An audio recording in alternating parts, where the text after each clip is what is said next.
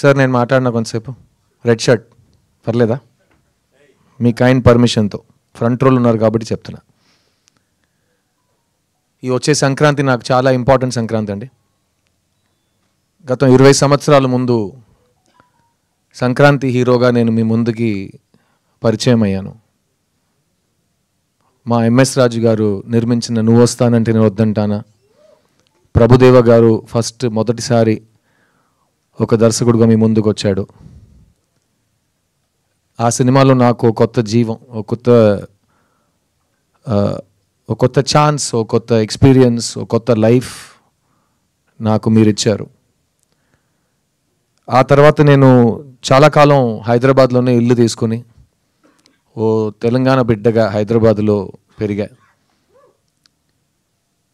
ఇప్పుడు నేను ఎందుకు ఈ సంక్రాంతి చాలా ఇంపార్టెంట్ అంటున్నానంటే, ఇప్పుడు నేను మీ ముందు తెలంగాణ అల్లుడుగా నుంచున్నా. మాతో అట్లాగే ఉంటుంది, ప్రమోషన్ తీసుకుంటూనే ఉంటా, దిగేదేలే. నా డైలాగ్ నాది, నేను చెప్తా. నా డైలాగ్ నువ్వు కరెక్ట్ చేయమాకే, దిగేదేలే సార్. అది కూడా వస్తా సార్, వైజాగ్లో ఫంక్షన్ చేస్తున్నప్పుడు వచ్చి అడగండి, చెప్తా. ప్రస్తుతం హైదరాబాద్లో ఉన్నాం కదా. ప్లస్ నేను ఆంధ్ర అల్లుడు కాదు, సో ప్రతి చోట నేను వెళ్ళి ఆ ఊరు అల్లుడు అని చెప్పలేను కదా. అదే ఆ ఊరు అబ్బాయి నేను. మీ వైజాగ్ 176 ఉంది కదా బీచ్ హౌస్, మర్చిపోలేను. ఈ 20 years నాకు చాలా ఇచ్చిందండి లైఫ్. అండ్ నేను ఎప్పుడు ఈ తెలుగు ట్విన్ స్టేట్స్కి వచ్చిన చాలామంది వచ్చి చాలా హార్ట్ టచింగ్ విషయాలు నాతో షేర్ చేసుకుని వెళ్ళిపోతారు. అలా ఒక గాల్లో వచ్చి నాతో మాట్లాడి వెళ్ళిపోతారు. ఆ గాలికి చాలా మీనింగ్స్ ఉంటాయి. అందులో కొన్ని విషయాలు నేను మీతో షేర్ చేద్దాం అనుకున్నా. ఫస్ట్, ఎందుకు సిద్ధు తెలుగు సినిమాలు చేయట్లేదని అడుగుతారు. దానికి కూడా నా ఆన్సర్ ఇప్పుడు చాలా రెడీమేడ్ ఆన్సర్ ఉంది. నేను ఒంటరిగా ఏం చేయగలనండి, తెలుగు సినిమా తీస్తున్న వాళ్ళ దగ్గర అడగండి, ఎందుకు వాళ్ళకి నచ్చిన వాళ్ళు బెస్ట్ యాక్టర్ అని చెప్పిన ఒక యాక్టర్కి వాళ్ళు సరైన స్క్రిప్ట్స్ ఇవ్వట్లేదని వాళ్ళని అడగండి అని చెప్పి ఆ టాపిక్ అక్కడే క్లోజ్ చేసేసా. సెకండ్ క్వశ్చన్ ఇంకా ఎక్కువ మంది అడిగారు, ఎందుకంటే లవ్ స్టోరీస్ తీయట్లేదని. సో నేను చెప్పా, లవ్ స్టోరీస్ అనగానే తెలుగు సినిమా పరిశ్రమ చరిత్రలో మాత్రం కాకుండా ఇండియన్ సినిమా చరిత్రలో కూడా బొమ్మరిల్లు, నువ్వు వస్తానంటే వద్దంటానా, ఓ ఇలాంటి సినిమాలు చాలా తక్కువ వచ్చినాయి. అలాంటి గొప్ప సినిమాల్లో ఉండటం నా అదృష్టం. లవ్ స్టోరీ తీస్తున్నామని చెప్పడం చాలా ఈజీ, కానీ ఆ వరుసలో మంచి లవ్ స్టోరీ తీయటం చాలా చాలా కష్టం. సో భయం వస్తుంది, అలాంటి ఒక స్టాండర్డ్ని మనం టచ్ చేయగలం అని. ఇంకోటి ఏంటంటే, మీకే తెలుసు, లవ్ స్టోరీ చేస్తుంటే ఇతను మన చాక్లెట్ బాయ్ దానికే పనికొస్తాడని ఇంకేం పని ఇవ్వరు. సో దానివల్ల ఇంకా భయం వచ్చింది. తర్వాత ఇంకా చాలా కారణాలు ఉన్నాయి, అది వేరే వేదిక మీద మాట్లాడుకుందాం. కానీ ఈ 10 years 11 yearsలో నేను సొంతంగా ప్రొడ్యూసర్గా మారి ఒక 5 సినిమాలు తీసా. ఒక్కొక్క సినిమా కొత్త జానర్లో ఇవ్వాలి. నేను నువ్వు వస్తానంటే కాదు, బాయ్స్ సినిమాలో హైదరాబాద్ మొదటిసారి వచ్చేటప్పుడు ఇచ్చే ఇంటర్వ్యూస్లో కూడా అన్నా, నా డ్రీమ్ స్టార్ అవ్వటం కాదండి, నా డ్రీమ్ చనిపోయే ముందు ఎవరో వచ్చి మంచి యాక్టర్ చనిపోయాడని చెప్తే చాలు, నేను ఒక యాక్టర్ని, ఎప్పుడు యాక్టర్గానే ఉంటాను. అది వాళ్ళు అప్పుడు చెప్పారు, నీకు పొగరు, ఇది నీకు అర్థం కాలేదు, ఇది. నేను చెప్పాను, నాకేం కావాలి నాకే కదా తెలియాలి, నీకెలా తెలుసు అని నేను చాలామందిని అడిగాను. ఇప్పుడు కూడా అదే అంటున్నా. నా ఉద్యోగం ఏంటంటే, నాకు డబ్బులు ఇస్తారు, సిద్ధుగా కాకుండా ఇంకో మనిషిగా ఒక 2 hours 3 hours మీ ముందుకు రావటమే నా ఉద్యోగం. సో నేను అదే వెతుకుతూ ఉంటాను. ఒక్కొక్క సినిమాకి కొత్తగా ఒక మనిషిగా అతను ఒంట్లో ప్రవర్తించి మనం ఒక కొత్త క్యారెక్టర్ని క్రియేట్ చేయలేమా అనే ఒక ఛాలెంజ్ని ప్రతి సినిమా నేను ఈ 20 yearsలో ఒక ఛాలెంజ్గా నాకు తీసుకున్నాను. ఆ వరుసగా వస్తున్నప్పుడు మీ ముందు ఈ ప్రీవియస్ 5 films కూడా నా సినిమాలు అన్నీ డబ్ అయి వస్తున్నాయి ఇక్కడ తెలుగులో.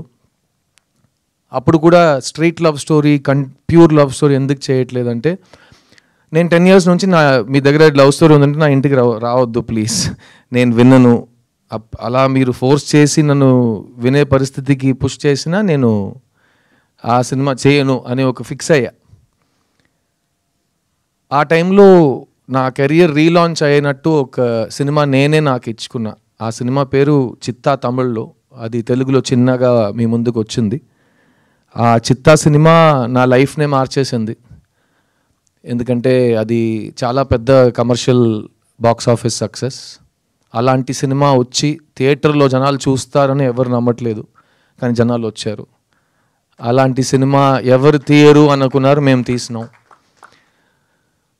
అలాంటి సినిమా ఈ ఒకటి అవార్డ్స్ వస్తాయి, కలెక్షన్ రాదు, లేకపోతే కలెక్షన్ వస్తుంది, అవార్డ్స్ రాదు అన్నారు. కలెక్షన్స్ వచ్చినాయి, అన్ని అవార్డులు వచ్చినాయి. ఫిల్మ్ఫేర్లో 7 అవార్డులు కొట్టినాం. బెస్ట్ ఫిలిం, బెస్ట్ యాక్టర్ అన్నీ తీసుకున్నాం. అక్కడ ప్రెస్టీజియస్ విగడన్ అవార్డ్స్లో బెస్ట్ ఫిలిం, బెస్ట్ యాక్టర్ మాకే వచ్చింది. ఆ సినిమా నాకు ఇచ్చింది నేను లైఫ్ లాంగ్ మర్చిపోలేను. కానీ ఆ సినిమాని బయట తీసుకురావడానికి నేను పడిన కష్టాలు, ఆ మెంటల్ స్ట్రెస్, అది కూడా నేను లైఫ్ టైంలో మర్చిపోలేను. సో ఆ సినిమా విజయం సాధించిన తర్వాత ఇప్పుడు ఇది సెట్ అయింది, ఈ ట్రెండ్లోనే వెళ్దామని నాకు అలవాటు లేదు. కాబట్టి మళ్ళీ ఏదో కొత్తగా ట్రై చేద్దామని ఒక ఐడియా వచ్చింది.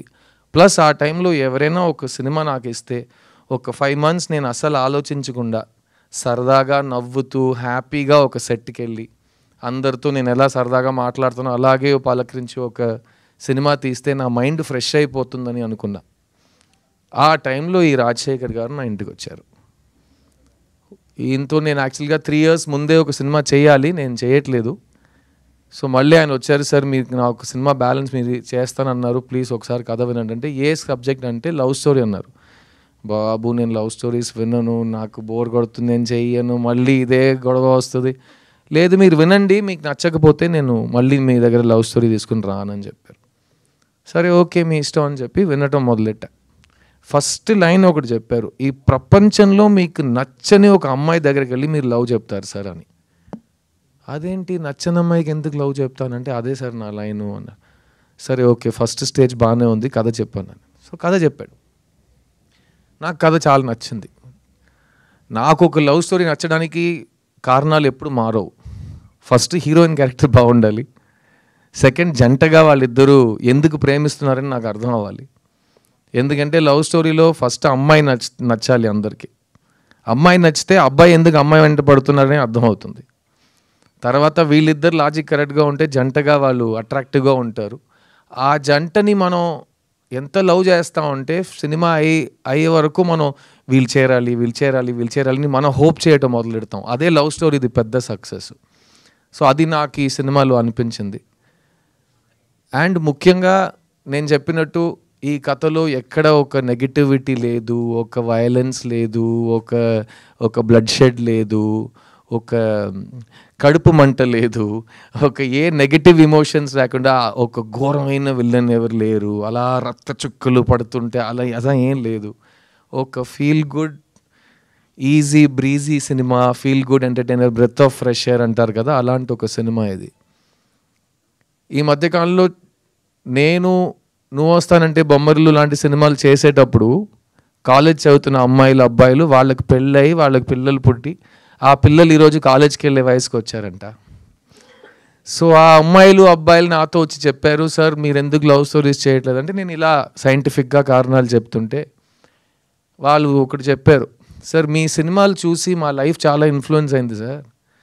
ఎందుకంటే మేము ఇన్ఫ్లుయెన్షియల్ ఏజ్లో ఉన్నప్పుడు మీరు పోర్ట్రే చేసిన కుర్రోళ్ళు అంటే ఇలా కూడా ఉంటారు, డీసెంట్గా ఉంటారు, మంచి ఫ్యామిలీస్ నుంచి మంచి పేరు తెచ్చుకుని మంచిగా చదువుకుని మంచి అమ్మాయిని ప్రేమిస్తారు అన్నట్టు అబ్బాయిలు మీరు చూపించారు మాకు. అది మాకు సిద్ధు లాంటి ఒక పెళ్లి కొడుకు దొరుకుతాడా అని మేము హోప్ చేసాం. అలాగే మేము కూడా లైఫ్ సెట్ చేసుకున్నాం. సో మాకు కరెక్ట్గా హస్బెండ్ సెట్ అవ్వడానికి మీరు ఒక ఇన్స్పిరేషన్ అన్నారు. ఇప్పుడు మా పిల్లలకి మీ సినిమాలు చూపించి ఎలాంటి మంచి ఫ్యామిలీ, ఎలాంటి మంచి క్యారెక్టర్, ఎలాంటి మంచి లవ్ ఉంటుంది అని మేము కూడా మా పిల్లలకి చూపిస్తున్నాం అంటే నాకు అది చాలా టచింగ్ అనిపించింది. అండ్ అలాంటి సినిమాలు మనం లాస్ట్ 10 years మిస్ అయ్యాం అని ఫీల్ అయ్యింది. అదన్నీ కలిసి వచ్చి ఈ మిస్ యూ సినిమా చేయటం జరిగింది. అండ్ ఆ సినిమాతో మీ ముందుకు వచ్చాము మేము 29th November సినిమా రిలీజ్ అవుతుంది. మెయిన్గా ఏంటంటే ఇన్ని సంవత్సరాలు ఎందుకు లవ్ స్టోరీ చేయట్లేదు అని అడిగే ప్రేక్షకులకి ఇప్పుడు నేను చేశా. ఇప్పుడు ఈ సినిమాని మీరు వెళ్ళి థియేటర్లో చూడండి. మీకు నచ్చితే కనుక ఈరోజు సోషల్ మీడియా కానీ మన లైఫ్లో కానీ నెగటివిటీయే చాలా ఫాస్ట్గా స్ప్రెడ్ అవుతుంది. ఒక ఇమోజీస్లో కూడా మంచి ఇమోజీస్ కంటే దారుణమైన ఇమోజీసే ఫాస్ట్గా స్ప్రెడ్ అవుతున్నాయి. సో అలాంటి ఒక టైంలో ఉన్నప్పుడు పాజిటివ్ విషయాల్ని ఇంకా అరిచి మనం అందరికీ తెలిసేలా చేయటం మన బాధ్యత. సో ఈ మిస్ యూ సినిమా నా ఫ్యాన్స్ వస్తారు, నా కోసం వస్తారు థియేటర్కి. ఈ ఇండస్ట్రీ నుంచి ఎవరు అక్కర్లేదు, నాకు ఎవరు ఐఎస్ఐ మార్క్ స్టాండర్డ్ ఇవ్వక్కర్లేదు. నా ఫ్యాన్స్, మా ప్రేక్షకులు వస్తారు, దేవుళ్ళు వస్తారు. వాళ్ళు వచ్చి ఈ సినిమా బాగుందంటే కాలర్ ఎప్పుకుని మా సిద్ధు వచ్చాడు రోయ్, ఒక మంచి లవ్ స్టోరీ తెచ్చాడు రో అని బయటికి వెళ్ళి చెప్పండి. అందరూ వచ్చి సపోర్ట్ చేస్తారు. ఎందుకంటే ఒక మంచి సినిమా థియేటర్లో ఉన్నప్పుడు మనం సపోర్ట్ చేయకపోతే అలాంటి సినిమా మళ్ళీ రాదు. ప్లస్ నేను 10 కారణాలు మళ్ళీ చెప్తాను ఎందుకు లవ్ స్టోరీ చేయట్లేదని ఇంకా 10 సంవత్సరాలకి. ఇంకా దారుణం ఏంటంటే ఇంకా 10 సంవత్సరాల తర్వాత నేను చూడడానికి ఇలాగే ఉండబోతున్నా. అది మా ఫ్యాన్స్కి తెలుసు, అర్థమైందా? సో స్టాక్స్ అలాగే ఉన్నాయి, వైల్ స్టాక్స్ లాస్ట్ అన్నట్టు స్టాక్స్ ఉన్నాయి. సో మీకు లవ్ స్టోరీ మళ్ళీ కావాలంటే ఈ సినిమా కరెక్ట్గా విజయం సాధించిందంటే నేను మళ్ళీ లవ్ స్టోరీలు చేస్తాను. లేకపోతే చాలా పనులు ఉన్నాయి మాకు కూడా. ఎందుకంటే ఏ సినిమా థియేటర్కి వెళ్ళాలి, మంచి యాక్టింగ్ అంటే ఏంటి, ఇవన్నీ మేము ఇప్పుడు ఉన్న ఇన్ఫ్లుయెన్సర్స్ దగ్గర నేర్చుకోకర్లేదు. నేను నా లైఫ్లో హాఫ్ పైన ఇయర్స్ నేను యాక్టర్గా ఉన్నా. అండ్ నేను అప్పుడు చేసిన పనులు కానీ ఇప్పుడు చేస్తున్న సినిమాలు కానీ ఒక్కొక్క సినిమాకి నేను ప్రాణం పోస్తాను. ఎందుకంటే ఆడియన్స్కి ఒక సినిమా 2.5 hours, నాకు సినిమా ప్రతి సంవత్సరం 365 days. ఎందుకంటే నాకు ఇంకేం తెలియదు. సో నేను 365 days ఈ పనిలోనే ఉంటా. అండ్ ఈ మిస్ యూ సినిమా నాకైతే చాలా నచ్చిందండి. అండ్ ఈ రోజుల్లో ప్రతిదానికి ట్రోల్ చేస్తున్నారు. అది ట్రోలింగ్ అంటే అది పాతగా అప్పుడు ఆ టైం నుంచి ట్రోలింగ్ ఉంది. ఒక మంచి విషయం చెప్పినా 10 మందిలో 2 యాదవులు ఏదో ఒక ట్రోల్ చేస్తారు. ముందు కూడా అలాగే మాట్లాడేవారు. ఇప్పుడు ఆ 2 యాదవులకే మనం ఎక్కువ మైకులు ఇస్తున్నాం. వాళ్ళకే చాలా ఫాలోయింగ్స్, లైక్, షేర్, సబ్స్క్రైబ్ చేస్తే వాళ్ళు స్టార్లు అయిపోయారు. ఇప్పుడు ఎదవని ఎలా మనం ట్రోల్ చేయాలని నాకు అర్థం కావట్లేదు. సో ఈ సినిమా కూడా ఆ ట్రోలింగ్ ఎదవలు ప్లీజ్ ఫస్ట్ టికెట్ కొనుక్కుని నీ ఇష్టం, నీ అబ్బాయి ఏమేం చేసుకో. ఈ టికెట్ కూడా కొనుక్కోకుండా ఇంట్లో బ్రషింగ్ కూడా చేయకుండా నువ్వు వచ్చి మొత్తం హేటింగ్ చేస్తున్నావు. సో ఫస్ట్ ఒక మంచి పద్ధతితో టికెట్ కొనుక్కుని సినిమా చూసి నీకు ఏం చెప్పాలో నువ్వు చేసుకో. ఈ జానర్లో నీలాంటి నెగిటివ్ స్ప్రెడ్ చేసే వాళ్ళకి చాలా తక్కువ పని. ఎందుకంటే లవ్ ఉన్నంత వరకు హేట్ సరిపోదు, ఓడిపోతూనే ఉంటుంది. ఈ సినిమాలో లవ్ ఉంది, ఈ సినిమాలో మీ సిద్ధు ఉన్నాడు. కానీ ముఖ్యంగా ఈ సినిమాలో ఒక మంచి కథ. 20 years ముందు మేము ఎలాంటి సినిమాలతో మేము ముందుకు వచ్చామో, అప్పుడు పాన్ ఇండియా, పూన్ ఇండియా ముందు నేనే ఫస్ట్ మల్టిపుల్ లాంగ్వేజెస్ చేసి సొంత గొంతులో డబ్బింగ్ చేసి 3 మీడియాల ముందు ప్రెస్ మీట్ చేసి నేను ఫస్ట్ చేసేవన్నీ. సో అలాంటివి ఇప్పుడు ఇది పాన్ ఇండియా సినిమా కాదు, ఇది తమిళ్ తెలుగులో వచ్చిన సినిమా. ఇంకా 2 years వెయిట్ చేయండి. ఒకే లాంగ్వేజ్లో తీసి ఏఐలో ఒక బటన్ నొక్కితే అది మా నోట్ని మొత్తం మూవ్ చేసి మీకు తెలుగు స్ట్రైట్ డబ్బింగ్ లాగా కనిపిస్తుంది. ఇంకా 2 years వెయిట్ చేస్తే అది కూడా వచ్చేస్తుంది. ఇంకా 10 years వెయిట్ చేస్తే మేము ఇంట్లో కూర్చోవచ్చు, హాలోగ్రామ్ పెట్టుకుని సినిమా తీసేస్తారు. సో అంతకుముందు మంచి సినిమాలు ఎంత వస్తాయో మనం చేసేస్తాం. ఈ మిస్ యూ సినిమా ఒక తమిళ్ తెలుగు ఫిలిం మన నేటివిటీకి తగ్గట్టుగా ఇప్పుడు ఉన్న యూత్కి. ఒక పెద్ద మనిషి నాతో చెప్పాడు, మీరందరూ ఫ్రెష్నెస్ కొత్తగా చేయాలని వెతుకుతూనే ఉంటారు, కానీ మీకు ఒకటి తెలుసా, నాకు ఏజ్ 90 అయ్యింది, ఒకే సినిమాని 20 yearsకి ఒకసారి మళ్ళీ తీస్తూనే ఉండాలి. ఎందుకంటే నువ్వు లవ్ స్టోరీ తీస్తున్నావు అంటే ఆ టైంలో 18 to 30 ఉన్నవాళ్ళు యూత్ అనుకుంటారు, వాళ్ళకి లైఫ్లో ఇలాంటి లవ్ నేను చూడలేదని అనిపిస్తుంది. 20 years తర్వాత ఇంకో జనరేషన్ ఆ గ్యాప్కి వచ్చేస్తుంది 18 to 30కి. వాళ్ళ కోసం మళ్ళీ అదే సినిమాని తీయాలి. ఎందుకంటే ప్రేమనే ఒక్కొక్క జనరేషన్కి మీరే నేర్పించాలి, మీరే కరెక్ట్గా ఒక క్లాస్ తీసినట్టు చాలా అందంగా చూపించాలి. So old wine in new bottle అంటారు కదా, వైన్ ఇస్ వైన్, తాగితే ఎక్కేస్తుంది, బాటిల్ మార్చాలి, లేకపోతే పాత వైన్ అంటారు, అంతే కదా. సో ఈ పాత వైన్ కాదు, ఇది beautiful wine, timeless ever lasting wine అంటే ప్రేమ.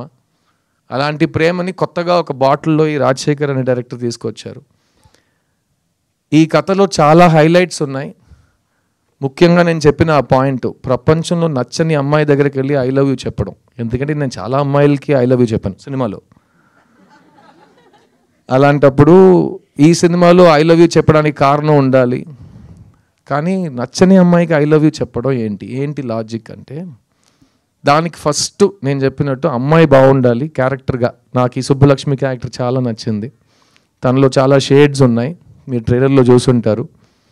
ఒకవైపు చాలా క్యూట్ అండ్ బబ్లీ గర్ల్గా మన సినిమాల్లో మనం క్రియేట్ చేసిన ఒక ఇమేజ్ ఉంటుంది, కానీ ఇంకోవైపు ఒక సెన్సిటివ్ ఇండిపెండెంట్ అమ్మాయి కూడా ఉంది. అండ్ ఆ అమ్మాయి కాస్టింగ్ విషయానికి వస్తే, Ashika Ranganath first audition tape కానీ తను కన్నడలో కానీ తెలుగులో చేసిన సినిమాలు, ఆ మెయిన్గా తను చేసిన డాన్స్ నాకు విపరీతంగా నచ్చింది. అండ్ ఆశికా రంగనాథ్ ఈ సినిమాలో మీ ముందు వచ్చే ముందు ఆల్రెడీ ఇక్కడ తెలుగు ప్రేక్షకులతో ఎస్పెషల్లీ కుర్రోళ్ళ దగ్గర ఒక చాలా మంచి ఫాలోయింగ్ తెచ్చుకున్న ఒక అమ్మాయి. అండ్ ఈ సినిమా తర్వాత అబ్బాయిలు మాత్రమే కాకుండా అబ్బాయిల అమ్మాయిలు ఫ్యామిలీస్ అందరికీ ఈ అమ్మాయి మీద ఒక పెద్ద క్రష్ వస్తుంది, ఒక పెద్ద నమ్మకం వస్తుంది. She is a very very good actor. Thank you so much Ashi. And ముఖ్యంగా తను సిద్ధార్థ్ ఫ్యాన్, సో ఆల్రెడీ అక్కడ తన మీద నాకు ఒక ఎక్స్ట్రా లవ్ ఉంది.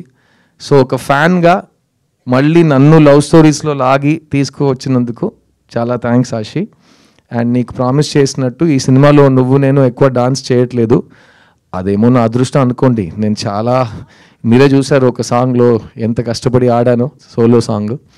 కానీ ఆశితో డాన్స్ చేయాలంటే ఇంకా 6 months రిహర్సల్ కావాలి. దానికి మనం డేట్స్ కరెక్ట్గా అలర్ట్ చేసుకుని మాట్లాడుకుందాం, ఓకేనా? So thank you Ashi. ఈ సినిమా it's my film, but it's more than my film, it is your film. ఎందుకంటే నిన్ను మిస్ అవుతున్నాను సినిమాలో, కాబట్టి you are the star of this film. So I only want great things for you. నువ్వు అన్ని ఇండస్ట్రీస్ని dominate చేయాలి, వరాలు మాత్రం కాదు, అన్ని క్యారెక్టర్స్ నీకు రావాలి. And people should remember you as there favourite. So all the best for that. Miss you సినిమాలో చాలా కాలం తర్వాత 8 పాటలు ఉన్నాయండి. సో జిబ్రాన్ గారు కూడా పాపం లాస్ట్ 4-5 yearsలో తమిళ్లో సైకో థ్రిల్లర్స్ ఎక్కువ చేశాడు. సో ఒక చీకట్లో కూర్చుని అన్ని కీబోర్డ్ కొంచెం డీట్యూన్ చేసి వయలిన్లో ఒక స్ట్రింగ్ తీసేసి అలాంటి మ్యూజిక్లు కొడుతున్నాడు. అప్పుడు అతనికి ఈ సినిమా ఒక చాలా న్యూ లీస్ ఆఫ్ లైఫ్లా నాకు అనిపించింది. ఇప్పుడు చాలా కలర్ఫుల్ టీషర్ట్స్ వేసుకుంటున్నాడు, నవ్వుతున్నాడు. సో జిబ్రాన్ని చూస్తుంటే చాలా హ్యాపీగా ఫీల్ అవుతున్నాను నేను. సో ఒక లవ్ స్టోరీ చేస్తే ఇలాగే ఉంటుందని, హీరో ఫేస్లో స్మైల్ ఉంది, మ్యూజిక్ డైరెక్టర్ ఫేస్లో స్మైల్ ఉందంటే దాని వెనక ఏదో ఒక కారణం ఉంటుంది. సో జిబ్రాన్ ఈ సినిమాలో 8 songs ఇచ్చారు.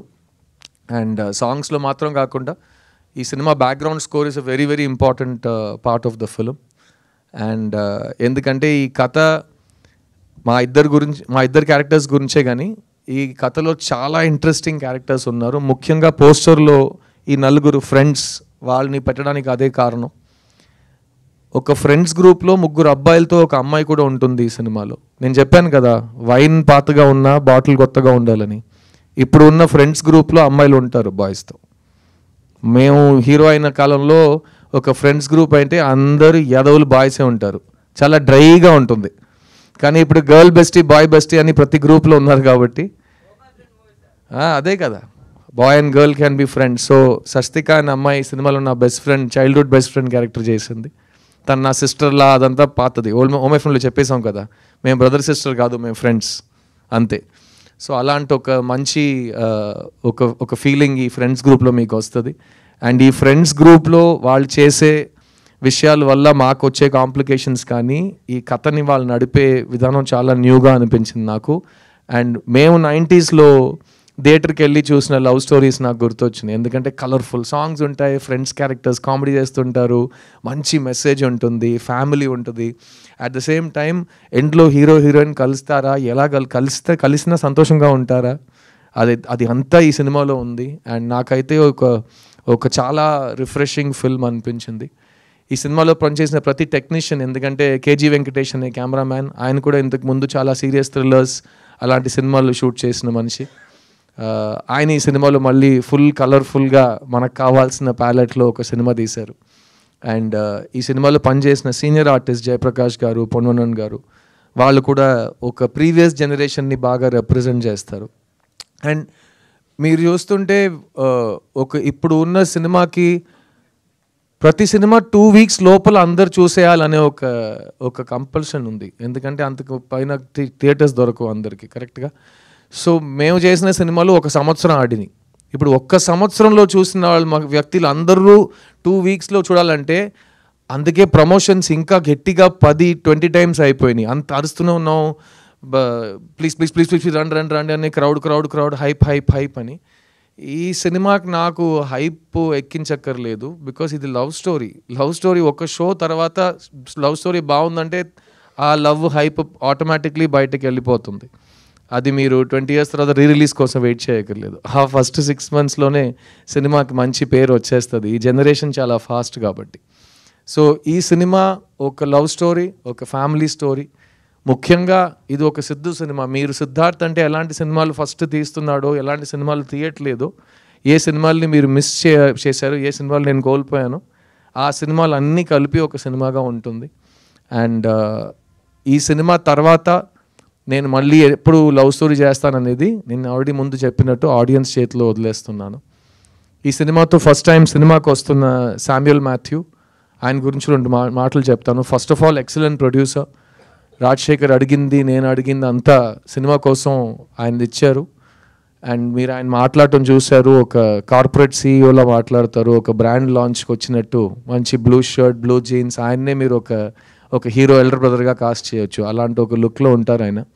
బట్ ఇలాంటి ప్రొడ్యూసర్స్ మాకు చాలా అవసరం అండి సినిమాలో. బికాస్ టైంకి వచ్చి టైంకి సినిమాలు కంప్లీట్ చేసి అందరికీ టైంలకి డబ్బులు ఇచ్చి కరెక్ట్గా మీడియా ఈవెంట్ అంటే ఎలా ప్లాన్ చేయాలో దాన్ని ప్లాన్ చేసి చేయటం అన్నీ నాకు చాలా కంఫర్టబుల్గా ఆయనతో పని చేయటం జరిగింది. So welcome to cinema Samuel Matthew, and I wish you all the best. ఈ సినిమా తమిళ్లో మాత్రం, తెలుగులో మాత్రం కాకుండా అన్ని లాంగ్వేజ్లో రీమేక్ అవుతుంది. ఎందుకంటే మా పద్ధతి ముందు అలాగే ఉంటుంది కదా. ఒక సినిమా బాగుంటే తెలుగు ప్రేక్షకులు దాన్ని హిట్ చేస్తే దాన్ని 8 లాంగ్వేజ్లు తీస్తారు. 2 వారాల్లో ప్రతి లాంగ్వేజ్లో డబ్ చేసి చూపించాల్సిన అవసరం లేదు. So wishing you all the best. ఎందుకంటే it's a very very beautiful script. ఈ సినిమా రాసిన అశోక్ అండ్ రాజశేఖర్కి నా కంగ్రాచులేషన్స్.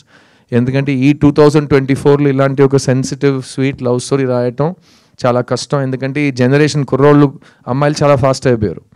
వాళ్ళు థియేటర్కి వచ్చేటప్పుడు, మేమైతే థియేటర్కి వెళ్తున్నాం అంటే ఆ వారం మొత్తం ఆ థియేటర్కి వెళ్తున్నాం అని వెయిట్ చేస్తుంటాం. ఇప్పుడు వీళ్ళు థియేటర్ లోపలికి వచ్చేటప్పుడు పాకెట్లో వాళ్ళకి ఇన్ఫర్మేషన్ యూనివర్స్ ఉంది, ఫోన్ అని, అందులో ఫుల్ ఎంటర్టైన్మెంట్ ఉంది. సో మీరు 2 seconds వాళ్ళని డిస్కనెక్ట్ చేస్తే వాళ్ళు ఫోన్కి వెళ్ళిపోతున్నారు. సో నెక్స్ట్ ఏం జరగబోతుందని వాళ్ళు చాలా ఫాస్ట్గా గెస్ట్ చేస్తున్నారు. అండ్ గెస్ట్ చేసిన తర్వాత అలాగే జరుగుతుందంటే వాళ్ళు మీకు ఇంకా టైం ఇవ్వనని చెప్పి ఫోన్కి వెళ్ళిపోతున్నారు. సో అలాంటి డిస్కనెక్ట్ అవ్వకుండా, నెక్స్ట్ ఏం జరగబోతుందని తెలియకుండా చాలా రిఫ్రెషింగ్గా ఒక స్క్రీన్ ప్లే, చాలా ఇంట్రెస్టింగ్ అయిన ఒక ఎడిట్. సో ఈ సినిమా అన్నీ ఒక మంచి కమర్షియల్ లవ్ స్టోరీకి ఏం కావాలో అన్ని ఎలిమెంట్స్ చాలా జాగ్రత్తగా చేయబడినాయి. అండ్ మంచి దానికి ఎప్పుడు మంచి రిజల్ట్ ఉంటుంది. సో ప్రతి దాంట్లో ఒక పాజిటివ్ ఉంది. సో నేను నా రిటర్న్ టు లవ్ స్టోరీస్లో చాలా పాజిటివ్స్ని చూస్తున్నా.